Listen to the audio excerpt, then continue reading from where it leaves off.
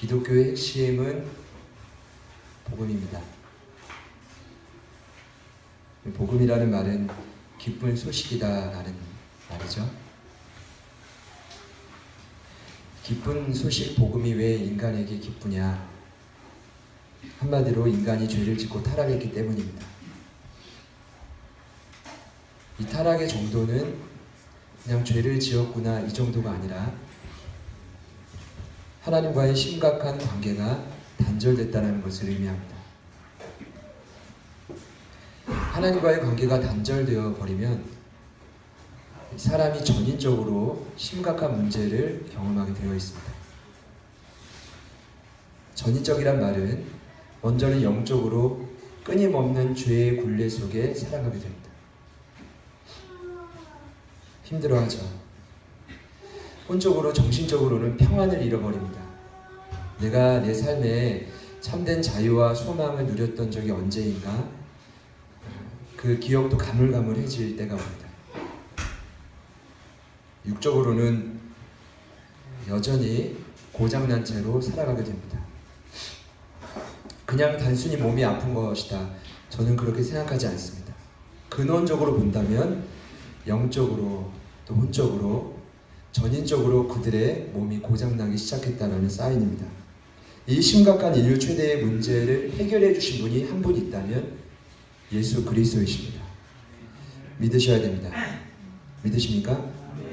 창세기 3장 15절에 그 증거가 나옵니다.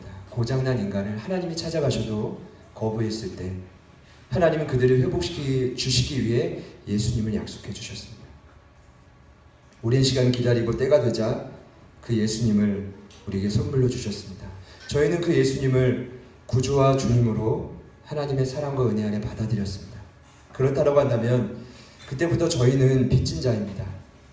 이 말은 뭐냐 하면 정말 사랑하는 마음으로 그 예수를 저와 여러분의 삶의 주인답게 모셔드려야 됩니다. 이것이 안 된다면 구원은 받았어도 그분의 뜻대로 살아가지 못하는 거죠. 그분의 뜻이 무엇입니까? 우리가 구원받을 때 예수님을 내 삶의 주님으로 모셔드리는데 예수님의 이 땅에 살아가는 우리를 향한 가장 중요한 뜻은 무엇이라고 생각합니까? 저는 이 질문을 던져볼 때 가장 중요한 답은 요한복음 10장에 있다고 생각합니다. 10장 10절에 예수님 말씀하시죠. 내가 이 땅에 온 것은 양으로 생명을 얻게 하고 더 풍성히 얻게 하려는 것이라. 이 말을 풀어본다면 단순히 죽어가는 영혼을 살릴 뿐만 아니라 나는 그들을 성장시키겠다라는 굳은 의지로 이 땅에 오셨다는 겁니다. 성장은 나쁜 의미가 아닙니다. 당연히 태어났으면 성장해야 됩니다. 이것이 죄송합니다. 교회가 변질되면서 외적인 성장으로 변질됐기 때문에 문제지 사람은 성장을 해야 됩니다. 아이가 태어났는데 이 아이가 여전히 엄마 젖만 먹고 대소변을 못 가리고 있다면 심각한 문제일 겁니다. 고장난 겁니다. 병든 겁니다. 수많은 장애를 가진 신앙인들이 사실 오늘날 교회에 너무나 많이 있습니다. 여러분, 가나안 성도들이 수백만이라고 합니다. 가나안, 이스라엘 가나안 출신이 아니라 거꾸로 말하면 안 나갑니다. 나 교회 안 나가겠다는 겁니다.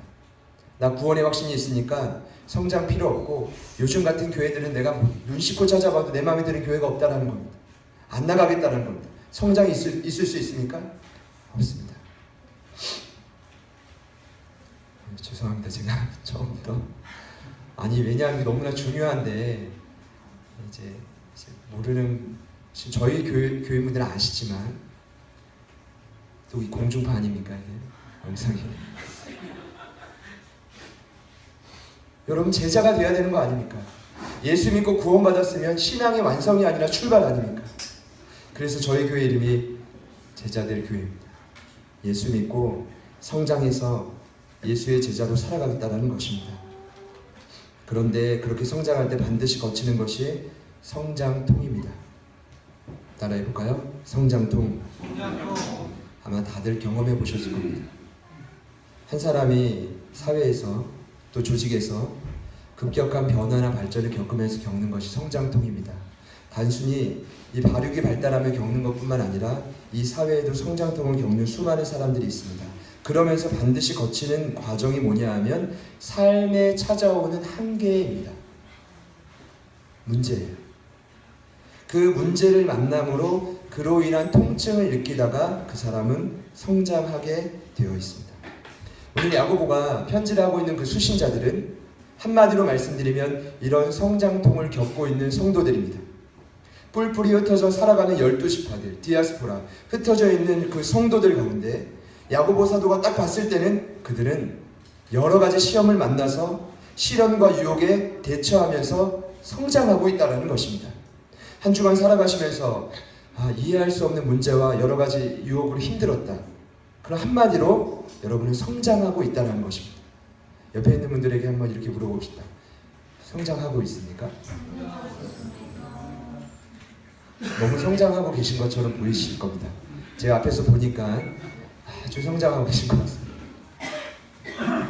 시련과 유혹에 대한 여러 가지 대처 방법이 있지만 야고보 사도는 말합니다. 첫 번째, 어떠한 어려움에도 인내를 온전히 이루라. 그리하여서 너희들이 조금도 부족함이 없도록 구비돼서 완전한 성도가 되어야 된다. 아멘. 두 번째, 여러 가지 시험이 찾아올 때 지혜를 구하고 의심하지 말라. 구했으면 하나님 아버지가 가장 좋은 것으로 주실 것으로 믿으라. 이것이 두 번째 지침이었습니다. 세 번째, 그럼에도 불구하고 인내하지 못하는 자들이 있는데 끝까지 제발 인내해라. 인내하면 결국 하나님이 생명의 면류관을 주시는데 이것은 외향적인 복이 아니라 하나님이 언젠가 우리에게 주실 하나님의 인정과 통치라는 것입니다. 그리고 마지막으로 제가 지난주에 말씀드렸습니다. 이제는 이 들은 주옥 같은 말씀들을 제발 삶에 순종해라. 행하라. 그래서 이 장의 키는 행함이 없는 믿음은 죽은 믿음이다. 진정한 믿음은 반드시 행함을 가져옵니다. 이 말은 다른 말로 한다면 진정한 믿음은 삶의 변화를 가져옵니다. 야고보서 2장 18절에 야고보가 말하죠. 어떤 사람은 말하기를 너는 믿음이 있고 나는 행함이 있으니 행함이 없는 내 믿음을 내게 보이라. 나는 행함으로 내 믿음을 내게 보이리라. 제 말이 아니라 야고보 사도의 말입니다. 믿음과 행함에 분명한 관계가 있다는 것이죠. 분명한 상관관계가 있다는 겁니다. 여러분의 믿음이 진짜라고 한다면 삶이 변화되지 않고서는 견딜 수가 없어야 됩니다. 견딜 수 없다는 건 뭐냐 하면 삶이 말씀을 따라가지 않고서는 갈등이라도 해야 된다는 겁니다. 몸부림치기라도 해야 된다는 겁니다. 루터가 이 야고보서를 지푸라기 서신이라 비하하지 않았습니까? 저는 그렇게 생각하지 않습니다. 시선의 시각에 따라 다른 것 뿐입니다. 그는 워낙 믿음이 필요한 시대를 살아갔던 종교개혁가 아니었습니까? 그러나 저는 오늘날은 야고보서만큼 필요한 말씀이 없다고 생각합니다. 이건 야고보만 강조한 게 아니라 예수님이 첫 번째 공식적인 메시지 앞에서 말씀을 지킬 것을 강조했습니다. 이게 산상수훈의 결론이었습니다. 그분의 공식적인 첫 번째 메시지에 주옥 같은 말씀들을 했습니다. 좁은 문으로 들어가라. 넓은 문은 생명으로 가는 문이 아니다. 너희는 세상의 빛과 소금으로 살아라. 사람들에게 영향을 끼쳐라. 이해되십니까? 원수를 사랑하라.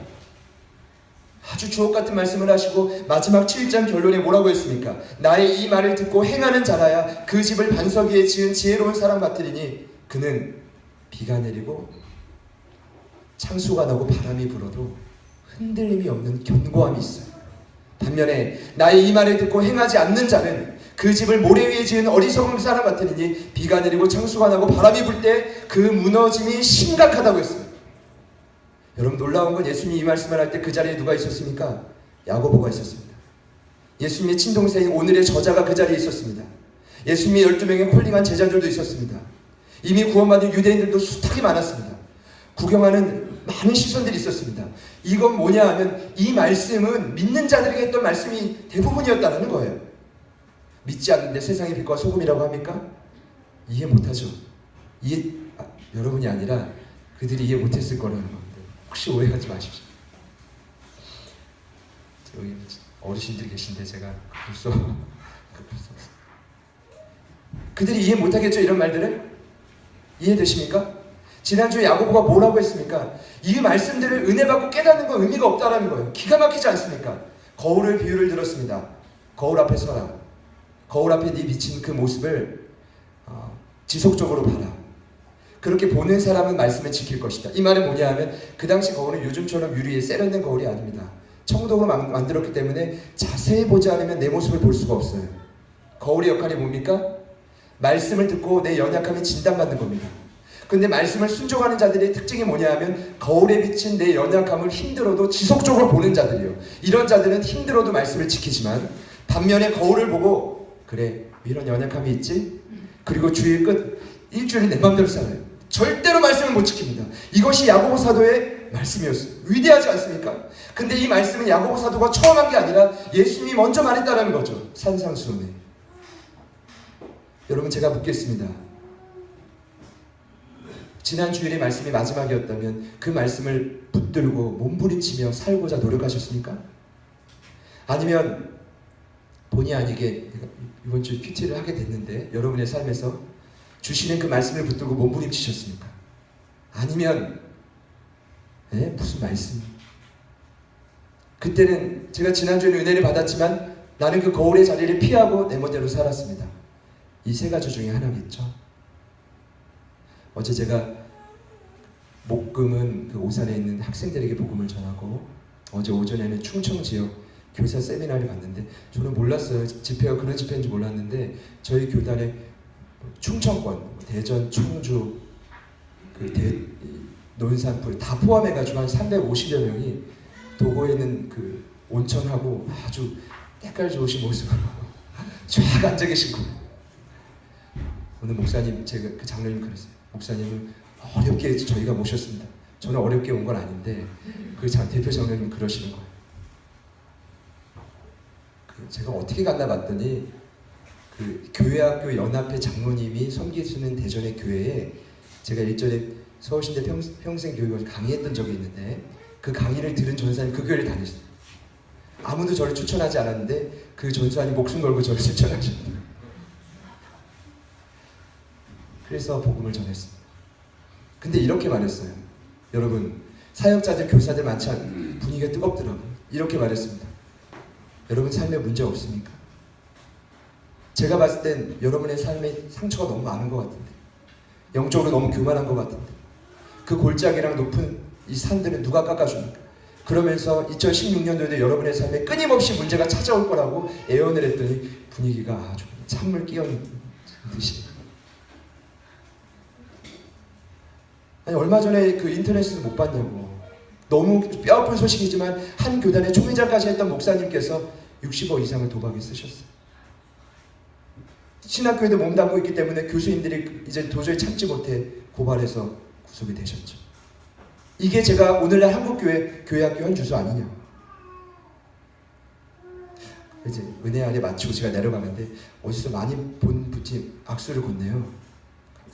제가 악수했는데 누구시냐면 청소년 전문 사역자 중에 이무현 목사님이라고 이어서 특강을 하시더라고요.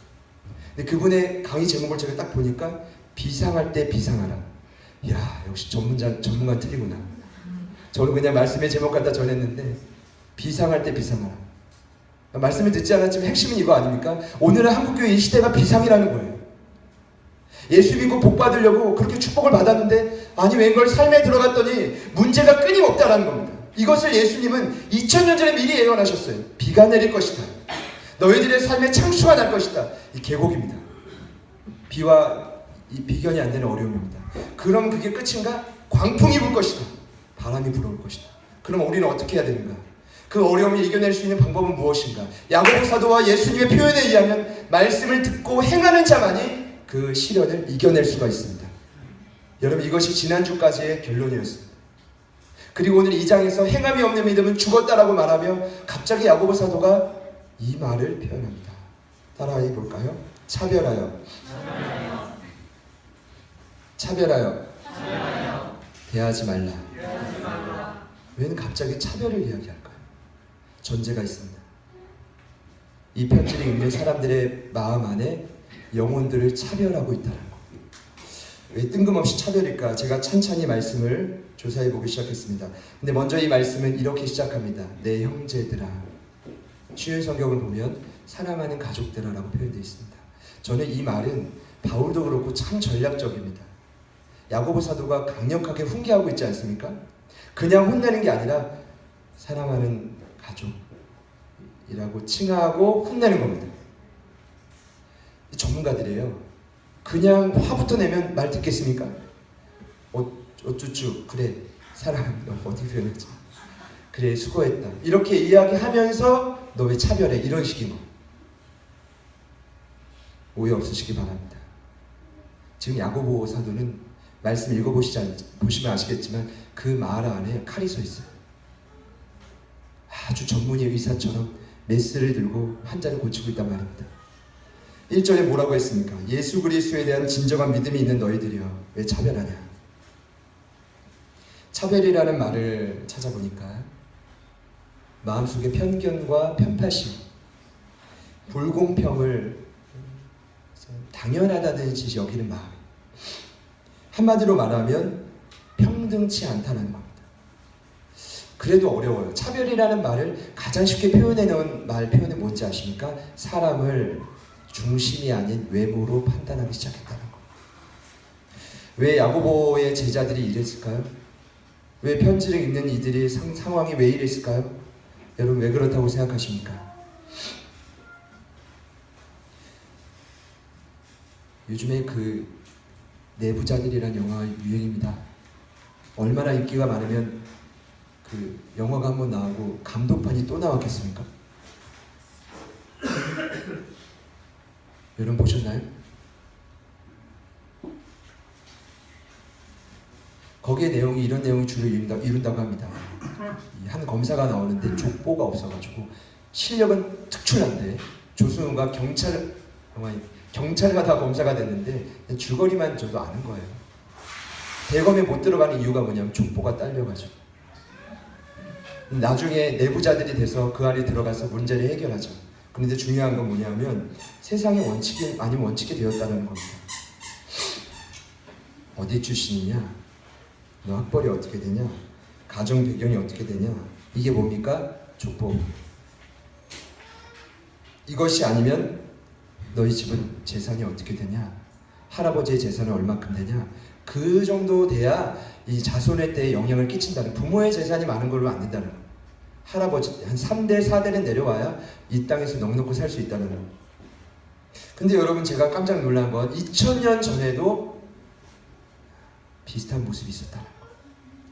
그것도 심지어 야고보에게 말씀을 사사를 받았던 그들의 모습 속에 이런 모습이 있었습니다. 2절부터 4절에 이런 내용이 나오죠. 제가 읽어드릴게요. 금가락지를 끼우고 아름다운 옷을 입고 교회 안으로 회당 안으로 들어온 자들은 너희들이 가장 좋은 자리에 앉혔다. 한마디로 말씀드리면 값비싼 정장 차림으로 들어온 자들은 가장 좋은 자리에 앉힌 거예요. 반면에 남루한 옷을 입고 가난한 사람들이 들어올 때는, 이 누더기 옷차림의 노숙자 같은 자들이 올 때는 이랬다는 겁니다. 알아서 하든지, 이 말이 뭡니까? 그냥 알아서 어디에 앉든지, 아니면 가장 뒷자리에 앉든지. 너무나 심각한 충격은 뭐냐면 비유로 들은 이 사람들이 누구였어요? 성도들이었다는 거. 그들이 외모에 왜 집중했을까요? 왜 중심이 아닌 외모에 집중했을까요? 이것이 믿음과 어떠한 상황이 있을까요? 오늘 야고보 사도는 차별하는 그 외모에 집중하는 모습이 성도들의 믿음과 연관이 있다라고 말하고 있는 겁니다. 말씀을 준비하다가 한 인물이 떠올랐습니다. 그 인물은 이스라엘의 훌륭한 왕을 3번이나 기름 부었던 선지자 사무엘입니다. 사무엘상 16장을 보니까 하나님은 외모가 아닌 중심을 보신다는 말씀이 처음 나와요. 분명하게. 이 말이 왜 나왔는지 아십니까? 사무엘이 하나님이 이제 사울을 폐위하고 또 다른 왕을 세우려고 할 때 이새의 집에 가라고 하죠. 그때 갑니다. 가가지고 이제 기름을 부으려고 하는데 이새가 누구부터 데리고 나왔냐면 첫째 아들인 엘리압을 먼저 데리고 나왔습니다. 그때 사무엘이 외쳤습니다. 바로 이자다. 아마 키가 크고 수려하고 아주 멋진 인물이지 않았겠습니까? 그쵸? 굳이 비유해보자면 남전도에 보면 제가 젊은 세대보다 다 키가 크신데 아무튼 키도 크시고 머리도 길고 아주 기름이 잘잘잘 흘리지 않았겠습니까? 그때 그 모습을 보고 말했습니다. 과연 이스라엘 왕이 될 사람이 여기 있다. 그때 하나님이 스탑하죠. 제동을 겁니다. 그리고 뭐라고 하십니까? 여호와께서 사무엘에게 이르시되 그의 용모와 키를 보지 말라. 내가 이미 그를 버렸노라. 내가 보는 것은 사람과 같지 아니하니 사람은 외모를 보거니와 나 여호와는 중심을 보느니라 하시더라. 만약에 사무엘도 진정한 믿음을 가졌다면 그랬을까요? 사무엘도 그랬는데 하물며 오늘을 살아가는 저희들의 삶은 어떻겠습니까? 진정한 믿음을 가졌다면 차별하여 대하지 말라는 것입니다. 제발 공동체 안에서 사람을 가리지 말라는 겁니다. 저는 이것을 두 가지 측면에서 여러분께 말씀드리고 싶습니다. 그냥 듣고 내 이야기가 아니겠구나 하면 흘려보내셔도 되지만 조금이라도 이 부분이 나의 얘기구나 라고 믿으신다면 함께 회복했으면 좋겠습니다. 믿으십니까? 첫 번째 차원은 진정한 개인의 신앙은 공동체에서 증거된다는 것. 이 사람이 신앙이 좋다. 개인만으로는 분별 못합니다. 진정한 신앙은 어디서 증명이 되냐 하면 공동체 안에서 증명이 됩니다. 이 말은 뭐냐 하면 하나님과 1대1 관계가 올바른 자들의 특징은 반드시 공동체를 살리게 되어 있다는 것. 여러분, 교회는 보편성을 가지고 있습니다. 저와 여러분이 다니는 제자들 교회 역시 일반적인 교회입니다. 이 말은 오해하지 마십시오. 선교단체가 아니란 말입니다. 특별한 이익단체가 아닙니다. 저희들은 누가 교회 문턱을 넘어올 때 성적을 묻지 않습니다. 시험을 보지 않아요. 어느 누구나 올 수 있는 곳이 교회입니다. 학식이 깊은 자와 낮은 자, 유아나 어린이, 학생과 청년, 어른들 상관없습니다. 부유한 자와 가난한 자, 권력이 있는 자와 없는 자 상관이 없습니다. 여러분, 세상에서 어떤 직책을 어떤 직분을 맡든 상관이 없이 교회 안으로 들어오는 순간 누구나 다 주님 안에서 평등합니다. 왜냐하면 다 예수님을 구주와 주로 영접한 하나님의 자녀이기 때문입니다. 실상 만약에 교회 안에 오늘 당장 주님께서 불러가셔서 천국 갈 수 있는 구원의 확신이 없다 할지라도 평등합니다. 하나님 모두 다 자녀 삼았기 때문입니다. 성경을 보면 예수님에게 자꾸만 시험거리가 찾아와요. 그들이 누구였냐면 내부자들이었습니다. 공공의 적이었어요. 사두개인과 바리새인들이었습니다. 한 번은 사두개인들이 예수님에게 이 말로 막 시험을 하려다가 찡꼬리 당합니다. 더 이상 당해내지 못하여서 이번에는 바리새인들이 나섰습니다. 그들은 율법에 대한 천재였습니다. 어려서부터 구약에 대해서는 아주 빠삭한 지식이 있는 자들이었습니다. 한 율법학자가 예수님에게 묻습니다. 율법 중 어느 계명이 가장 크니까? 유명한 구절이죠. 마태복음 22장에 예수님이 이렇게 말씀하셨습니다. 내 마음을 다하고 목숨을 다하고 뜻을 다하여 주 너의 하나님을 사랑하라 하셨으니 이것이 크고 첫째 되는 계명이요. 이어서 바로 말합니다. 둘째도 그와 같으니 내 이웃을 내 자신과 같이 사랑하라 하셨으니 이 두 계명이 온 율법과 선지자의 강령이니라. 아멘. 이 말이 뭐죠? 하나님을 정말 사랑한다면, 보이지 않는 그분을 사랑한다면 지금 내 눈앞에 보이는 하나님의 형상과 모습대로 창조된 영혼들을 차별하고서는 사랑할 수 없다는 것입니다. 여러분, 무시무시한 말입니다. 지금 저와 여러분 안에 한 영혼이라도 걸림돌이 있다면 미안하지만 차별하고 있는 것입니다.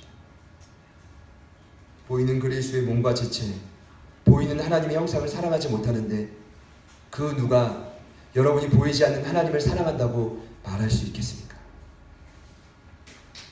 두 번째 관점에서 보자면 아직까지 저와 여러분 중에 누군가를 차별하고 있다면 나의 신앙은, 미안하지만 나의 믿음은 무너져 가고 있다는 사인입니다. 혹 이 안에 내 주변의 영혼들을 용서하지 못하는 분들이 있다면 속히 용서하시기를 축복합니다.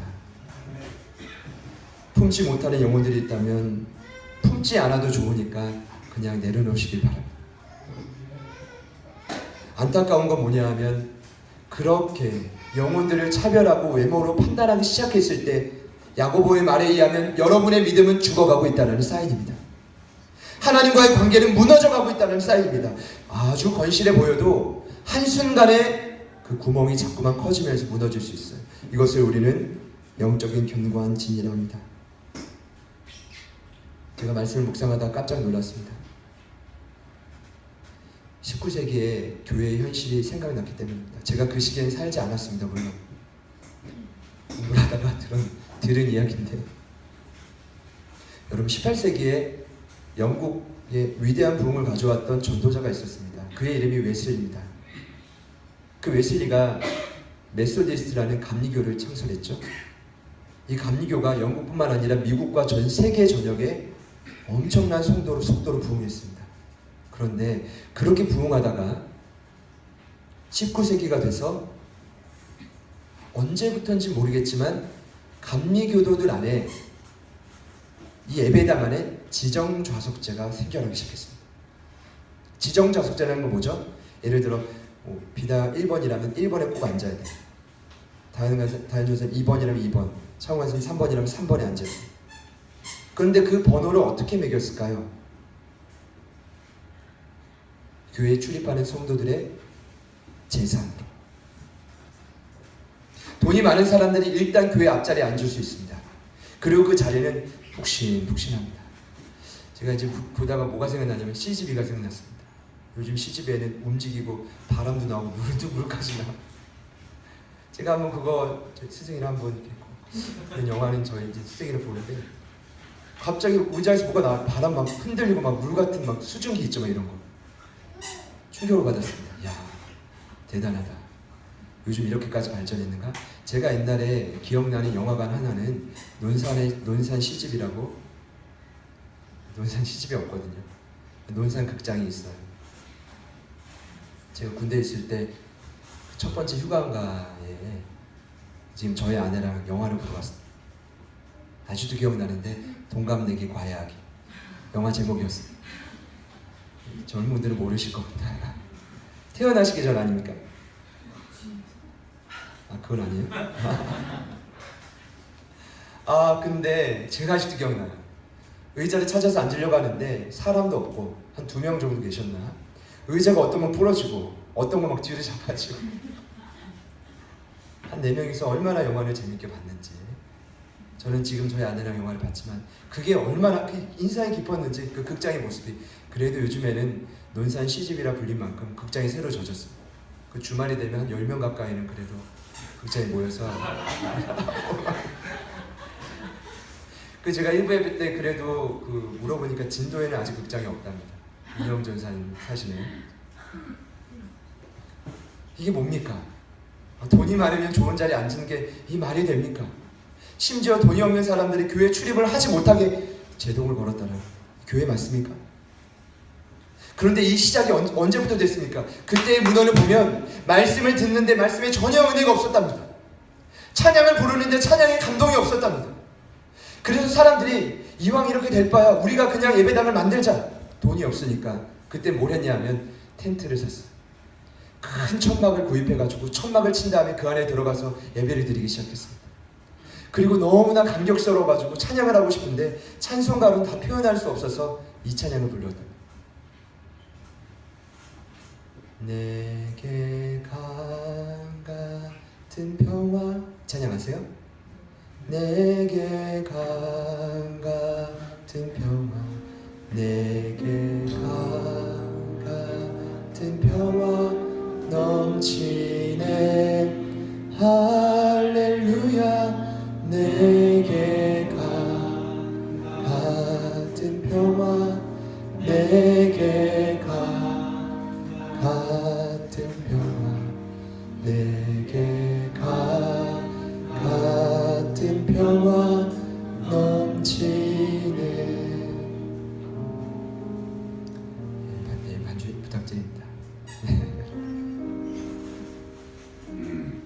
그렇게 교회당 바깥으로 나가니까 하나님의 은혜가 폭포수처럼 그 텐트에 넘쳐났다는, 이것이 19세기 일어났던 선교 운동의 시작이었습니다.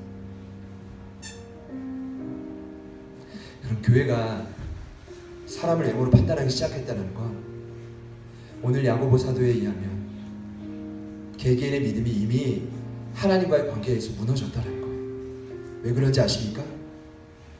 하나님과의 관계가 끊어져 본 사람이 알아요. 자꾸만 치장합니다. 세상 것들로 나를 채우려고 합니다. 돈을 더 벌어봐야지. 이전엔 없었나? 이전에 굶었나? 더 많이 먹어봐야지. 이전에 못 먹었었나? 아니거든요. 그분과의 관계가 약해지면 약해질수록, 그 끈이 연약해지면 연약해질수록 자꾸만 외적으로 내 것을 채우려고 하는 것입니다. 그러다 보니까 자기 자신을 외모로 치장하는 겁니다. 그러다 보니까 또 다른 사람들을 외모로 판단하기 시작하는 것입니다. 이것이 교회의 타락의 시작이었습니다. 또 다른 멸망의 징조였습니다. 저는 이 같은 모습이 우리 교회 안에도 없으란 법이 없다고 확신합니다. 야고보서 너의 말이 너무나 정확하지 않습니까? 차별하지 말아라. 사람을 외모로 판단하지 말아라. 그러면서 5절에 또 말합니다. 가난한 자들이 하늘나라를 부여받는다. 가난한 자들의 믿음이 훨씬 더 부유하다. 부유한 자들을 경험해보지 않았냐? 부유한 자들이 이랬나 봐요. 성도들을 법정으로 끌고 가고, 심지어 부유한 자들이 이랬나 봐요. 예수 그리스도의 영광스러운 이름을 저주했나 봐요. 야, 너희들 이걸 다 경험해보지 않았냐 이거. 근데 왜 갑자기 가난한 자들을 이야기했냐면, 제 생각은 그래요. 이거 무조건 어려워라 이런 말이 아니라, 단순히 심령이 가난해야 복받는다 이런 말이 아니라, 오늘 이 말씀을 듣고 있는 수신자들에게 명확하게 말하고 있는 겁니다. 너희들 가난하지 않았냐 이겁니다. 여러분, 가난하다는 게 돈이 없다는 말이 아닙니다. 언어 의미를 보면 어떤 의미냐 하면, 1차적으로는 거리 신세로 전락한 구걸하는 자들을 의미하지만, 2차적으로 보자면 세상의 유혹과 어려움에 움츠러들고 쭈그리고 웅크려드는 자를 의미합니다. 한마디로 말하면 도움이 필요한 자들을 의미합니다. 결핍된 자들, 부족한 자들, 겉으로 보기 멀쩡하지만 너무나 마음은 만신창이가 돼서 외로운 자들, 그들이 누굽니까? 가난한 자들입니다. 왜 이 말을 할까요? 제 생각은 그렇습니다. 너희 가난했잖아요. 그래서 내가 하나님의 사랑 복음을 들을 때 하나님의 사랑이 너에게 경험됐고 하나님 나라를 상속받았는데 왜 지금은 그때의 모습을 잊었냐 하는 거예요. 이게 정말 하고 싶었던 말이 아니었을까요? 정말 주님의 도움이 필요했을 때는 그렇게 매달리며 기도하며 애를 쓰더니 왜 이제는 하나님과의 관계를 어디 간 데 없고 심지어 누군가를 외모로 판단해? 너희 가난한 자 아니었니? 결핍된 자들 아니었니? 그러면서 오늘 말씀의 결론을 맺습니다. 긍휼히 여기는 자는 하나님께 긍휼히 여김을 받을 것이다. 그러나 여전히 뻣뻣하고 누군가를 차별하는 자들은 심판대 앞에서 무서움을 변할 수 없다는 것입니다. 이것이 깨달아지고 참 많이 찔림이 있었습니다. 왜 사람은 그 초심을 자꾸만 잃어가는가? 도대체 예수님을 제대로 믿는 믿음이 무엇인가? 오늘 말씀에 의하면 겉모습을 치장하는 게 아니에요. 누군가에게 잘 보이기 위함도 아니에요. 하나님과의 올바른 관계 아니에요. 날마다 그분의 부유하심을 경험하는 것입니다. 여러분, 왜 내 삶의 인재가 사라진다고 생각합니까? 가난하지 않잖아요. 이 말은 외적인 게 아니라 내 삶에 다른 수많은 외적인 것들로 채워져 있잖아요. 여러분 꼭 기억하셔야 됩니다. 예수보다 더 중요한 것이 있다면 모두 다 싹 다 우상이에요. 자녀일 수 있고 남편과 아내일 수 있고 돈일 수 있고 내 삶의 어떤 커리어일 수 있고 어떤 것이든 주님보다 우선시 될 수가 없습니다. 오늘 제가 말씀을 전하며 톤이 높아진 부분도 있지만 야고보 사도의 마음이 훨씬 더 강력했을 것이다. 저를 한번 따라합시다. 차별하여 대하지 맙시다. 누군가 내가 차별하고 대할 수 있다고 저는 생각합니다. 옆에 있는 분들에게 그분이 아닐지라도 한번 이야기합시다. 제가 당신을 외모로 판단하지 않겠습니다. 한 번 더 말하고 보겠습니다. 한 번 더 축복해 봅시다. 가장 중요한 것은 주님에 대한 믿음 아니겠습니까? 여러분 그것만 봐주시죠. 그 중심만 봐주시죠. 그리고 나를 점검합시다. 내가 그 외모에 치중되어 있다면 이미 하나님과의 관계가 어느 순간부터 사그러져 가고 있다. 지난주에 충만했어도 이번 주에 넘어질 수 있는 것이 인간이에요. 어제 완벽했어도 오늘 밑바닥을 칠 수 있는 게 충분한 사람입니다. 그게 주의 영향력이기 때문에 우리 같이 찬양 한번 불러봅시다. 가사는 이 가사만 부르시면 됩니다.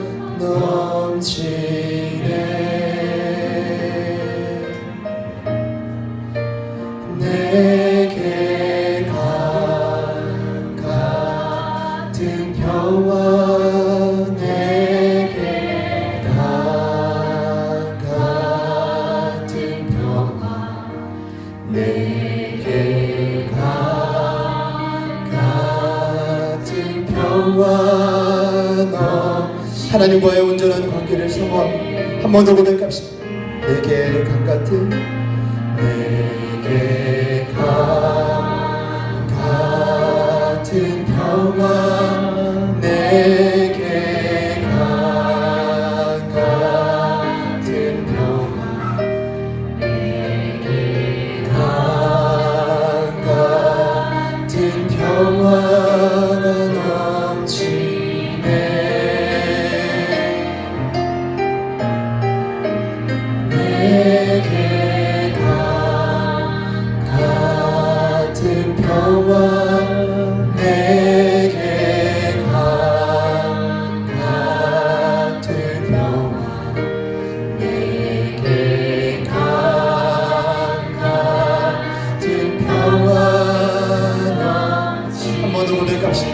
내게 바다 같은 사랑, 내게 바다 같은 사랑, 내게 바다 같은 사랑, 내게 바다 같은 사랑이 넘치네.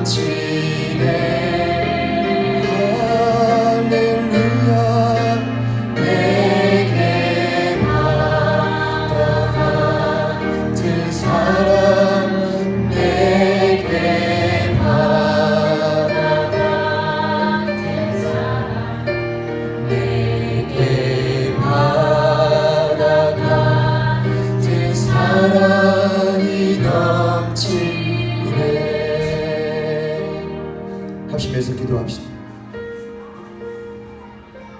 우리의 삶에 혹여나 오늘 야고보가 쓰고 있는 이 글을 처음 읽는 수신자들의 상황처럼 누군가를 외모로 판단하는 모습이 아직 내 안에 있다면 주님 철저하게 용서하여 주옵소서. 그리고 이 말씀이 진단이라고 한다면 내 거울이 되어 한 주간 내 삶을 지속적으로 비춰 주시옵소서. 비춰 주시옵소서. 우리 다 같이 전심으로 한번 기도하며 나아가겠습니다. 기도합시다. 주여, 살아계신 하나님 아버지 감사합니다. 하나님 내 삶에 있었던 모든 하나님 지금 지성이와 같은 모든 행동, 하나님 지성주로 죽어버렸던 모든 신앙들의 회복되기를 소망합니다. 하나님 아버지 도와주시옵소서. 하나님 내 믿음이 주님 앞에 온전히 굳건해지기를 소망합니다. 하나님 아버지 앞에 온전히 결단하며 간법에 나가려고 일하며 나가오니 주님 도와주시옵소서. 주님 붙들어주시고 온전히 주님 앞에 결단하며 나가오니 역사해 주옵소서. 하나님 아버지 붙들어주시기를 기대하며 간법에 나가오니 아버지의 사랑과 공의를 다시금 부어주시옵소서. 하나님 내 삶을 온전히 충만하게 하여 주옵소서. 하나님 누군가를 외모로 판단하고 하나님 그들을 판단하고 정죄했던 내 모든 생각들 주님 모형을 시켜주시고 용서하여 주옵소서. 하나님 그 믿음의 시작이 어디서부터 잘못되었는지를 깨닫게 하여 주시옵소서. 하나님 내 삶에 무릎 쳤던 모든 모습 주님 용서하여 주옵소서. 누군가를 보일 필요가 없습니다. 주님 도와주시고 일하여 주시고 하나님 함께하여 주옵소서. 주님 도와주시옵소서. 하나님 오게나 공동체 가운데 하나님 원치 않는 그 외모를 판단하는 어리석은 모습들이 있다면 주님 용서하여 주시고 오늘 이 자리에서 물러가게 하여 주옵소서.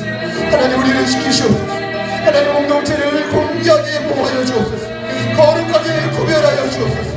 하나님 온전하게 변화시켜 주옵소서. 주님 지키시며 있습니다. 하나님 우리 가운데 함께하여 주옵소서. 주님 고맙습니다.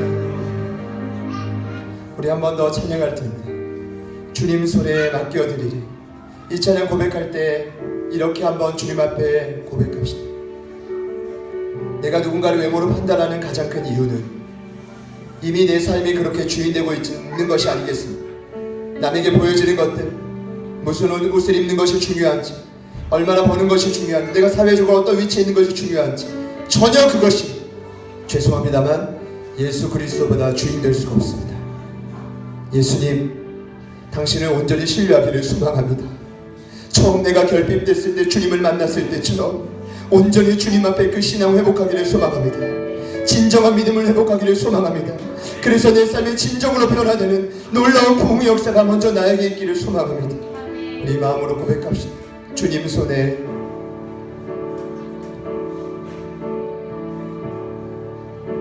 주님 손에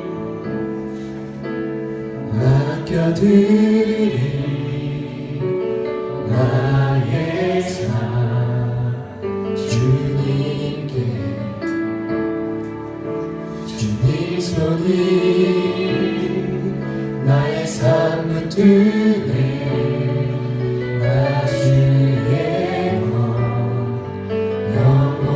주님 손에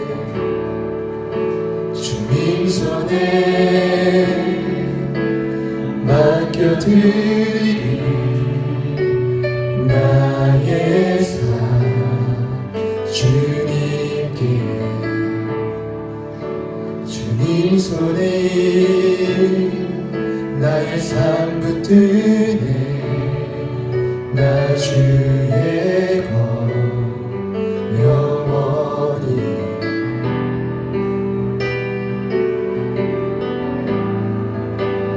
내가 믿는 분 예수 내가 속한 분 예수 삶의 이유 되시네 내 노래 되시네 전심으로 주와 함께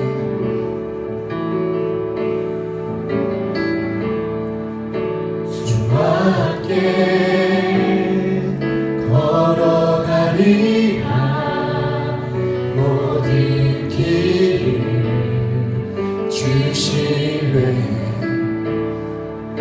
주님 안에 나 살아가리 주의 약속을 한 번 더 고백합시다 주와 함께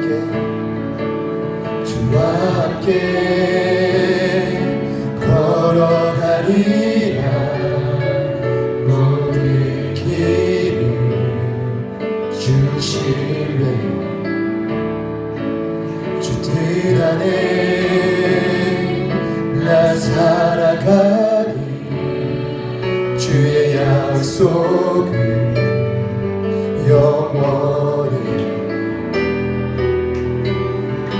내가 믿는 분 내가 믿는 분 예수 내가 속한 분 예수 삶의 이유 되시네 내 노래 되시네 내가 믿는 분 내가 믿는 분 예수 내가 속한 분 예수 삶의 이유 되시네 한 번 더 고백합시다 내가 믿는 분 예수 내가 속한 분 예수 삶의 이유 되시네 내 노래 되시네 진심으로 경배하리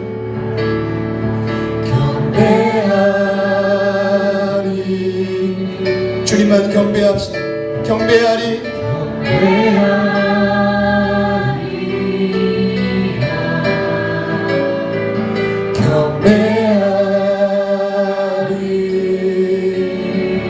내 삶에 왕이신 주님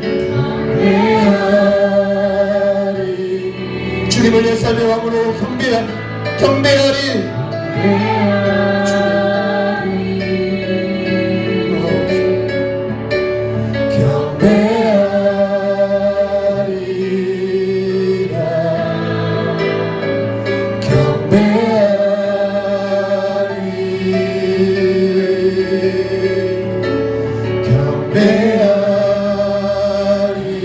한 번 더 고백합시다 경배하리